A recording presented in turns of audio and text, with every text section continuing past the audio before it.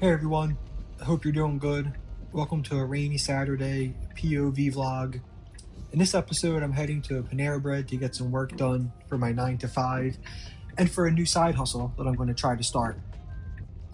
I work in HR, specifically in total rewards for my 9 to 5, and my company recently went through a restructuring, so I'm on a new team now. I'm just wrapping up a PowerPoint where I give an overview of the company and the total reward support that I provide.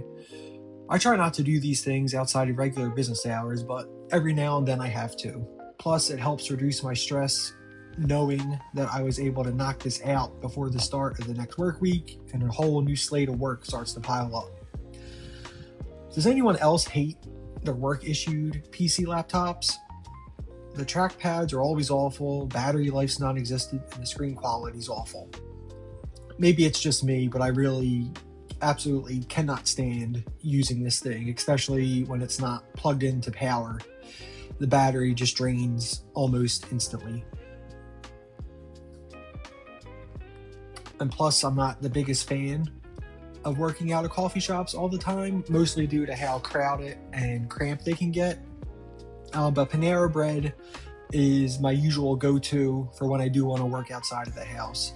I like the booths and the space that it provides. Plus, it's usually not too crowded, I guess, depending what time of the day that you go on. Now, it's time to move on to my next task. I'm setting up a Fiverr account to do some freelance work. I'm hoping to turn it into a side hustle over the course of 2026. I'm going to set it up with some gigs that offer out my total rewards expertise within benefits and compensation. With the help of ChatGPT, I was able to set up my account as well as my first gig. Right now, I'm just wrapping up, setting the gig up, putting together some keynote slides that I'm going to upload to my Fiverr account. This will give it a professional overview of each gig, and it'll essentially help anyone, let them know what my process is, the support I can provide, and those types of things if they're interested in hiring me for some help.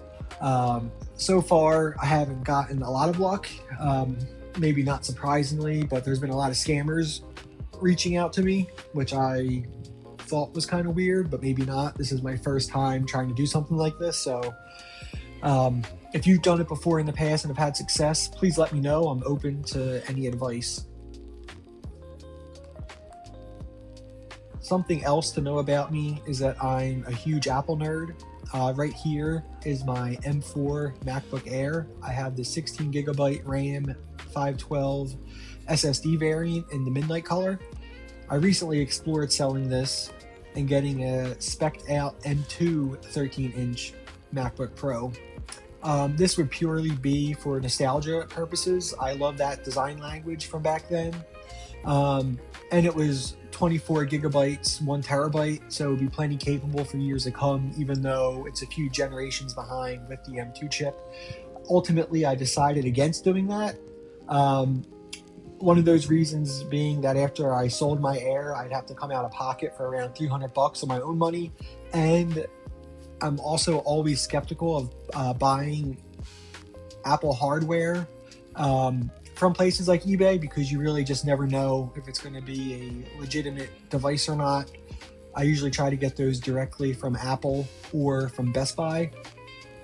But let me know in the comments if I should keep looking for an M2 from a reputable site. Is it crazy to go back to an M2? I don't know.